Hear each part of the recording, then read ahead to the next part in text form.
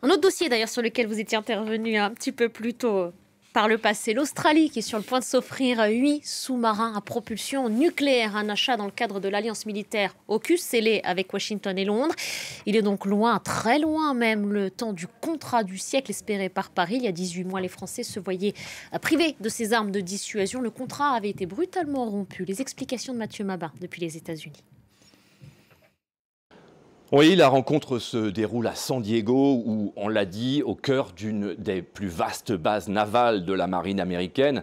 Le pacte AUKUS, qui regroupe cette alliance tripartite, États-Unis, Royaume-Uni et Australie, dans une démarche qui vise clairement à affirmer la présence de l'alliance en Indo-Pacifique. On s'en souvient, évidemment, l'annonce de ce pacte sans consultation de la France, qui est pourtant un acteur de premier plan, il faut le rappeler, dans le Pacifique, avait provoqué, il y a 18 mois, la colère de Paris et l'annulation pure et simple d'une commande de 12 sous-marins à propulsion classique. Commande encadrée pourtant par un contrat qui liait l'Australie et l'industrie navale française, Naval Group, en dehors de la perte sèche de plusieurs dizaines de milliards d'euros que cela a pu représenter pour la France. C'est bel et bien la mise brutale devant le fait accompli qui avait suscité la colère de Paris.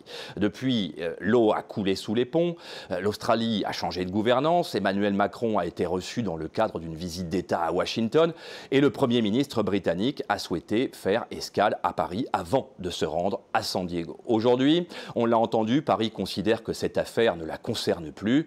Mais ici, aux États-Unis, même si l'industrie navale américaine se félicite globalement de ce partage de technologies à venir, les cabinets d'experts des questions de défense soulignent néanmoins que d'un point de vue purement stratégique, le pacte AUKUS va finalement fragiliser à terme la marine australienne, puisqu'il ne s'agit plus de 12 sous-marins, comme initialement prévu, dans le contrat français, mais de 8 sous-marins à propulsion nucléaire dont la construction sera infiniment plus lente qu'elle ne l'aurait été dans un chantier naval français.